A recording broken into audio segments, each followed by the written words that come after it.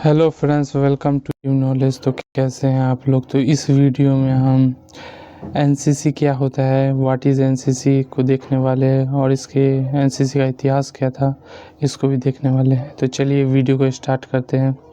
सबसे पहले हम देखते हैं एनसीसी क्या होता है। तो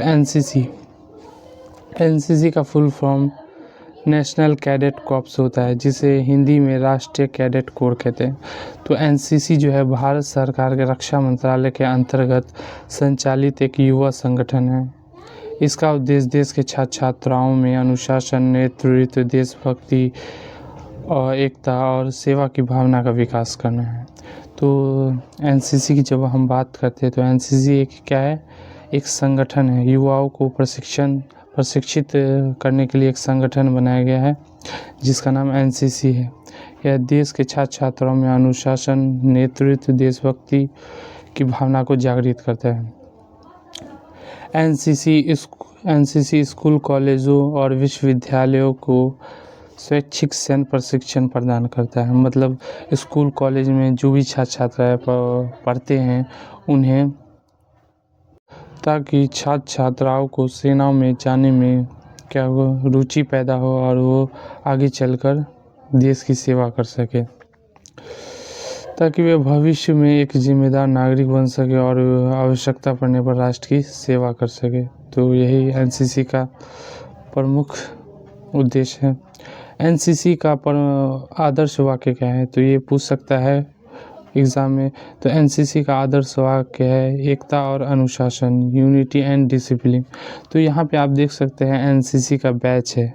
इस एनसीसी के बैच में 3 रंग होते हैं, पहला लाल, दूसरा नीला और तीसरा आसमानी। तो ये पूछा जा सकता है कि एनसीसी के बैच में कौन कौन से रंग हो सकते हैं।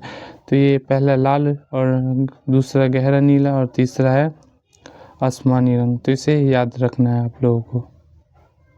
एनसीसी का उद्देश्य क्या है, तो यहाँ पे आप देख सकते हैं कि एनसीसी का उद्देश्य निम्नलिखित इस प्रकार है। पहला क्या है, युवाओं में अनुशासन और नेतृत्व क्षमता का विकास करना।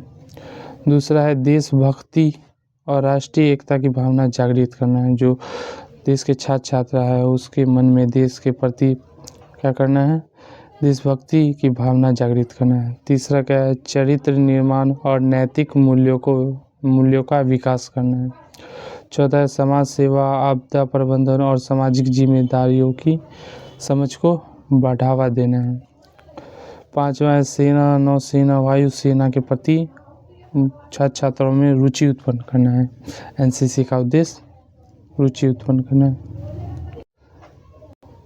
इसका छठा जो उद्देश्य है, युवाओं को जिम्मेदार और जागरूक नागरिक बनाना है।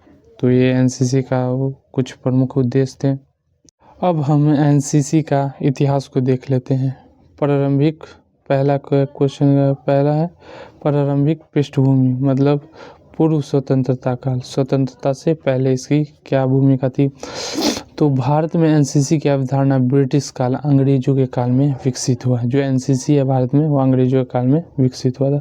1917 में प्रथम विश्व युद्ध के दौरान ब्रिटिश सरकार ने भारत में युवाओं को सेना प्रशिक्षण देने के लिए एक संगठन की आवश्यकता महसूस की और 1917 में इंडियन डिफेंस फोर्स एक्ट लागू किया, ताकि प्रथम विश्व युद्ध में अंग्रेज भारतीय लोगों को प्रशिक्षण दे सके और उसका उपयोग प्रथम विश्व युद्ध में कर सके। एनसीसी लाने का प्रमुख उद्देश्य अंग्रेजों का यही था। इसके अंतर्गत विश्वविद्यालय और कॉलेजों के छात्र छात्राओं को सैन्य प्रशिक्षण दिया जाने लगा। हालांकि यह व्यवस्था अस्थायी थी। युद्ध समाप्त होने के बाद इसे भी समाप्त कर दिया गया। दूसरा पॉइंट क्या है, यूनिवर्सिटी ट्रेनिंग कॉर्प्स यूटीसी। तो 1920 में इंडियन टेरिटोरियल एक्ट के अंतर्गत यूनिवर्सिटी ट्रेनिंग कॉर्प्स यूटीसी की स्थापना की गई। इसका उद्देश्य कॉलेज के छात्र छात्राओं को सैन्य प्रशिक्षण देना था, लेकिन यह संगठन केवल उच्च वर्ग तक ही सीमित था, मतलब अमीर वर्ग के लोगों तक ही सीमित था और व्यापार स्तर पर सफल नहीं हो सका।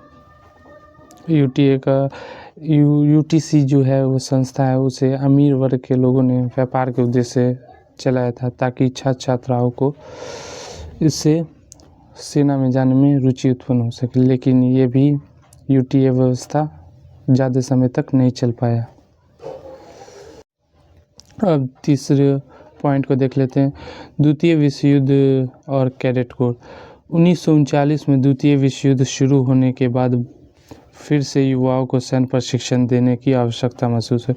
अंग्रेज़ों के जब द्वितीय विश्व युद्ध स्टार्ट हुआ 1939 से 1945 तक द्वितीय विश्व युद्ध चला, उस समय अंग्रेज मित्र राष्ट्र की ओर से लड़ रहे थे। उसी समय उनको सेना की आवश्यकता पड़ी, इसलिए अंग्रेज़ों ने 1939 में द्वितीय विश्व युद्ध होने के बाद फिर से युवाओं को सैन्य प्रशिक्षण देने की आवश्यकता महसूस की।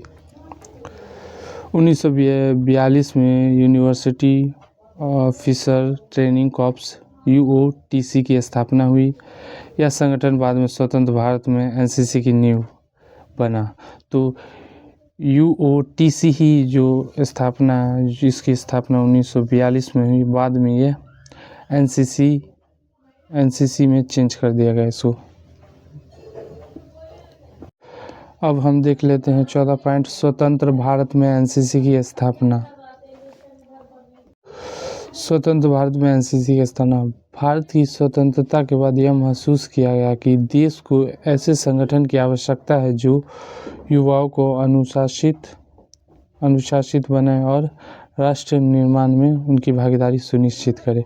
तो इसीलिए NCC की स्थापना किया गया 1948 में। NCC की स्थापना तो नेशनल कैडेट कॉर्प्स एक्ट 1948 के अंतर्गत NCC की औपचारिक स्थापना की गई। पंडित जवाहरलाल नेहरू ने NCC को प्रोत्साहित किया। रक्षा मंत्री सरदार बलदेव सिंह के प्रयासों से इसे संगठित रूप मिला। तो सबसे पहले जो हमारे पहले रक्षा मंत्री थे सरदार बलदेव सिंह जी ने ही NCC का विचार को संगठित किया। अब हम NCC के विस्तार को देख लेते हैं कि NCC का विस्तार कैसे हुआ। NCC का विस्तार प्रारंभ में NCC में केवल थल सेना आर्मी तक ही सीमित था। पहले के जब NCC की स्थापना हुई 1948 में, तो उसमें सिर्फ थल सेना को ही जगह दिया गया था, लेकिन 1950 में नौसेना को जोड़ा गया। फिर 1952 में वायुसेना एयरफोर्स को शामिल किया गया। इस प्रकार NCC एक त्रिसेवा संगठन जिसमें आर्मी, नेवी, एयरफोर्स भी शामिल था। तो अब NCC एक त्रिसेवा संगठन बन गया। अब हम देखते हैं NCC में महिलाओं की भागीदारी। तो 1949 में पहली बार छात्राओं को NCC में शामिल किया गया। महिलाओं को पहली बार 1949 में महिलाओं को NCC में शामिल किया गया।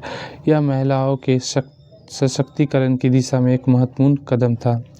आज NCC में बड़ी संख्या में महिला कैडेट सक्रिय रूप से भाग लेती है। तो पहली बार महिलाओं को 1949 में NCC में शामिल किया गया। NCC का संरचना, तो हम NCC की संरचना को देख लेते हैं। NCC का संगठनात्मक ढांचा इस प्रकार है। इसका मुख्यालय कहाँ है? NCC का मुख्यालय नई दिल्ली। इसमें वर्तमान में 17 निर्देशालय डायरेक्टरीज है। NCC की गतिविधियाँ एवं प्रशिक्षण। तो NCC कैडेट को निम्नलिखित प्रशिक्षण दिया जाता है। पहला क्या है? ड्रिल और परेड। दूसरा है हथियारों का प्रशिक्षण, मतलब हथियार कैसे चलाए जाते हैं। तीसरा है मानचित्र का अध्ययन, मैपिंग रीडिंग, मतलब मानचित्र को देखना सिखाया जाता है कि लोकेशन कहाँ है, रिवर का लोकेशन कहाँ है, इसमें पहाड़ पर्वतों का लोकेशन कहाँ है। इसमें प्राथमिक चिकित्सा भी सिखाई जाती है आपात स्थिति के लिए। इसमें आपात प्रबंधन भी है, आपात प्रबंधन का भी प्रशिक्षण दिया जाता है। समाज सेवा कार्यक्रम भी इसमें NCC के छात्र छात्राओं को सिखाया जाता है। राष्ट्रीय एवं अंतर्राष्ट्रीय कैंप भी कराया जाता है। गणतंत्र दिवस परेड में भागीदारी भी कराया जाता है। अब हम निष्कर्ष को देख लेते हैं। निष्कर्ष क्या है? कंक्लूजन। इस प्रकार स्पष्ट है कि NCC केवल एक संगठन नहीं बल्कि राष्ट्र निर्माण की एक सशक्त प्रक्रिया है। इसका इतिहास यह दर्शाता है कि समय समय पर देश की आवश्यकताओं के अनुसार NCC ने स्वयं को ढाला है। आज भी एनसीसी भारतीय युवाओं को एकता, अनुशासन और राष्ट्र सेवा के मार्ग पर अग्रसर रहा है और भविष्य में भी इसकी भूमिका अत्यंत महत्वपूर्ण बनी रही है। अगर आपको ये वीडियो अच्छा लगा होगा तो इस वीडियो को ज़्यादा से ज़्यादा शेयर करें।